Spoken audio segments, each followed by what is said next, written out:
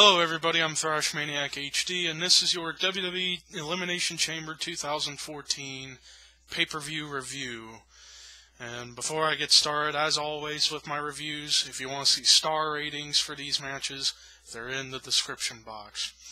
Overall, Elimination Chamber, pretty good pay-per-view. I'd say it was better than Royal Rumble, because you had two great matches on this show that I was just like, oh my god, this crazy matches. You had a couple of pretty good, you had a couple of good matches, a couple of alrights, and one terrible match. But based on the two big matches, the show got pretty good for me, so there you go. But let's kick off this review, shall we? We start off with the pre-show match, the Rhodes brothers versus Rybaxel. You know, for a pre-show match with these two teams, it was actually a good pre-show match. I actually did enjoy it. Some people thought the Rhodes brothers would have broken up during this match, but they didn't, and my pick to win, the Rhodes brothers, picked up the victory. So, Rhodes brothers beat Rybaxel, and that was pretty cool. So, once again, star rating in the description box. Now we get to the main show. We've got the opener, which is the Intercontinental title match. Biggie Langston, as he should still be known, defending the title against Jack Swagger. I thought this was a pretty good opener. I thought this was a pretty damn good Intercontinental title match. Some good moments on this match, back and forth. I enjoyed it. I thought this was a pretty good match. Biggie Langston retained, as I predicted. And there you go. Once again, star rating in the description box. And then we get the WWE Tag Team title match. The New Age Outlaws versus the challengers, the Usos. I thought this was a decent match. Then again, I didn't get to watch all of the match because the stream was screwing up whenever I was watching it. It was just screwing up, so I couldn't watch the whole thing. But for the moments I saw, it was a decent match. New Age Outlaws retained, like I predicted. I think the Usos will probably win the belts at WrestleMania, if not definitely sometime this year, I would hope. But New Age Outlaws versus the Usos, decent match, star rating in the description.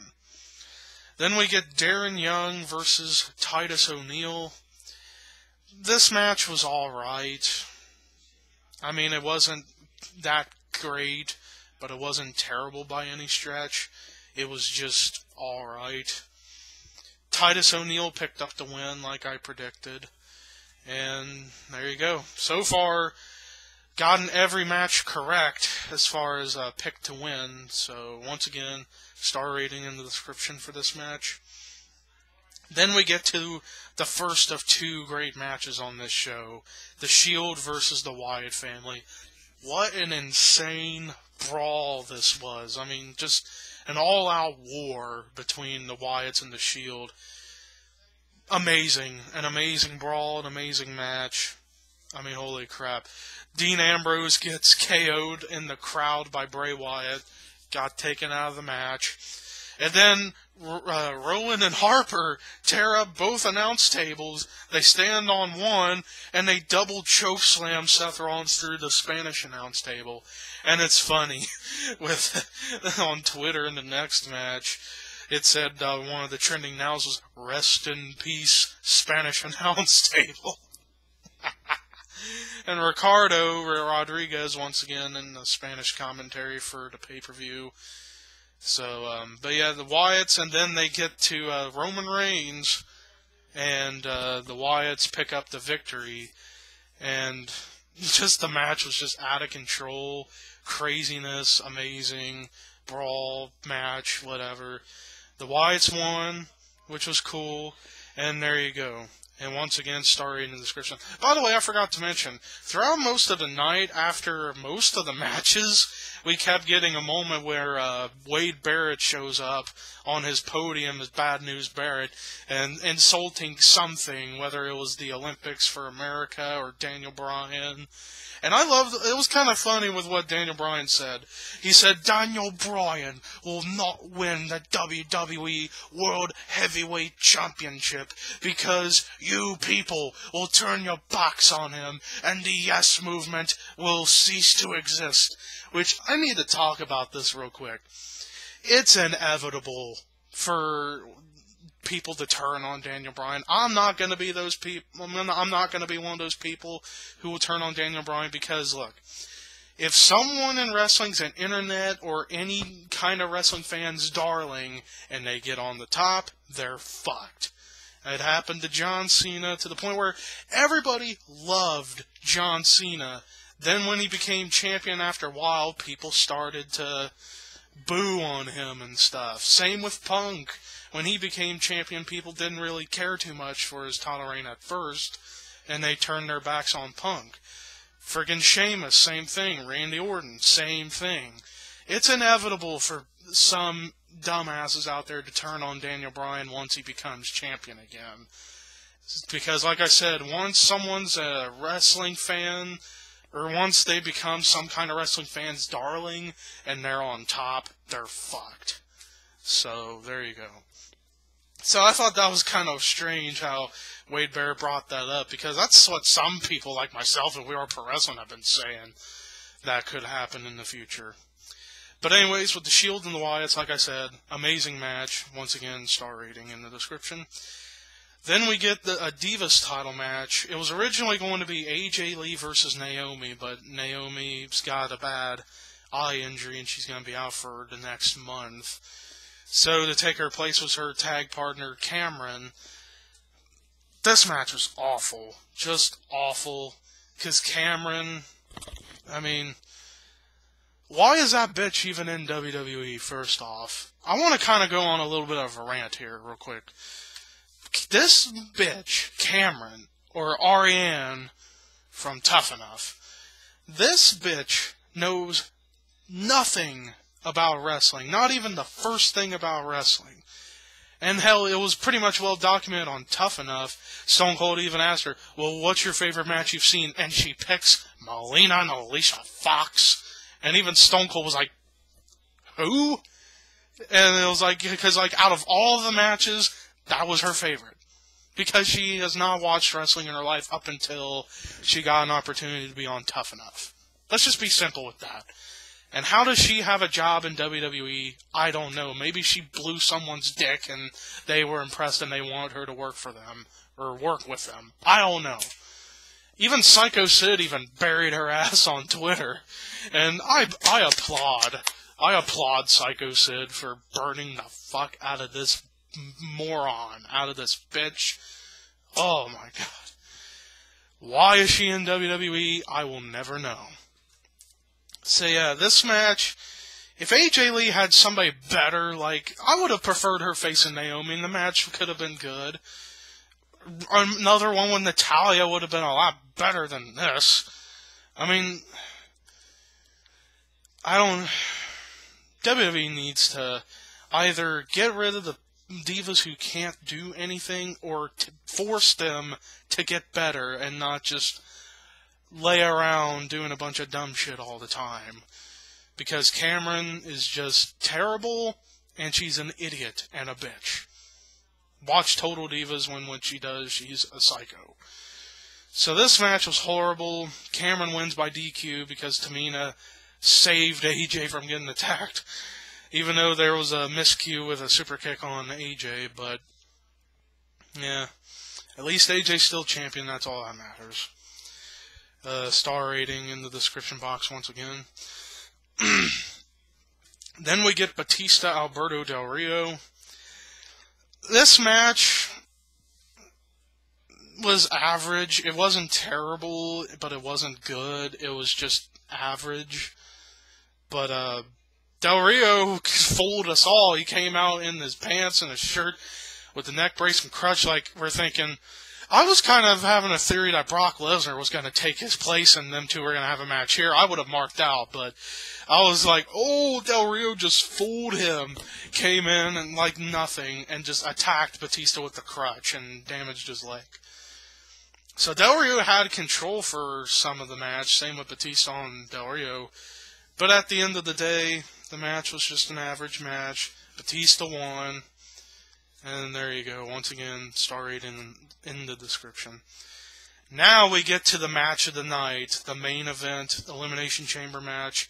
Randy Orton, Cesaro, Daniel Bryan, John Cena, Sheamus, and Christian. This match was awesome.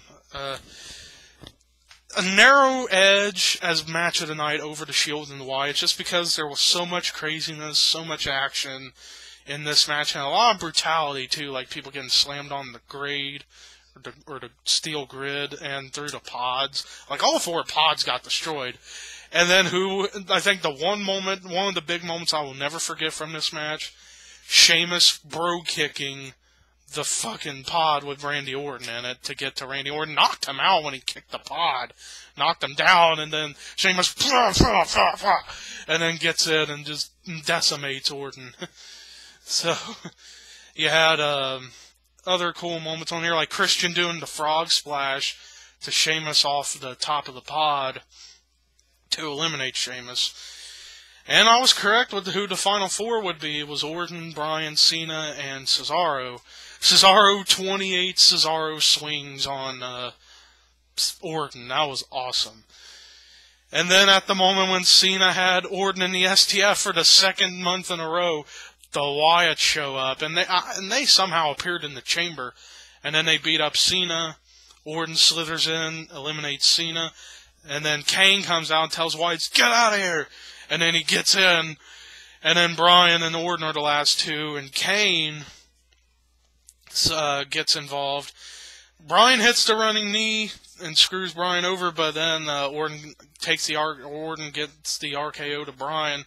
And we all thought it's over here. Bryan kicks out, and he tries hard to get momentum going, then Kane showed back up and cost him the match, and Orton won. So, I mean, no reaction at all for Randy Orton winning. Not even a boo or anything. They were just like, or WWE, I'm going to say this right now. WWE, you have got to start listening to your fans more. Because if you don't, you're going to start losing fans, and you know what that means? No fans equals no money. So you got WWE, this is a message for you. Start listening to the fans. We don't want Randy Orton being your WWE World Heavyweight Champion because he's had that belt so many times. And this can go for John Cena, even though I love John Cena to death, but I can agree they don't need the title anymore. We want new stars. Daniel Bryan is probably the most loved WWE superstar you've had since Stone Cold Steve Austin. Plain and simple. The yes movement's gone everywhere. Even the basketball games for Michigan State to high schools. Hell, I bet you even at my old high school they probably did a yes chant or something like that. That would have been cool if that actually was true. But yeah, WWE. Give Daniel Bryan the ball because he's your most popular star you have right now. He's the bridge between an indie wrestler but also a great superstar for you. Because Daniel Bryan was an indie wrestler in ROH, PWG, Dragon Gate, whatever company you can name, he was there. Now in WWE, he's the most loved superstar you have had since Stone Cold Steve Austin. That's going about, like 14, 15 years or so. Maybe even a little bit less, maybe 12. So yeah, WWE, start listening to the people. Stop thinking about yourselves and think about what you're doing, because what you're doing with Randy Orton winning this match, pretty much, if you have no reaction to anything, you know something's wrong. So yeah, just wanted to point that out. WWE, you have got to start listening to your fans more. That's all where I'm going to leave it at. But other than that, the match was great. I'm not going to let Orton win the match ruin the match for me, because the match was unbelievable. Where would it rank in the list of chamber matches? Probably number 3. I don't know. I'd have to rewatch some of the old chambers to really say. But this was an amazing chamber match. I'll say this match was a little bit, maybe even a little, like about a little bit more, or actually a little, yeah, way more better than last year's Chamber, even though that match was amazing too, but this match was just unbelievable. So yeah, match of the night, Chamber match by a narrow margin, and a very close second is Shield and the Wyatts. And that's going to do it for Elimination Chamber pay-per-view review. I hope you enjoyed it. And yes, in the title, hashtag, for those of you who are NASCAR fans, Dale Earnhardt fucking Jr. won the Daytona fucking 500. Yes! Yes! Yes! So yeah, that was just a little thing for you NASCAR fans who love Dale Jr. He finally did it for the first time in Daytona in 10 years. Yeah, in 10 years. So yeah, booyah shaka.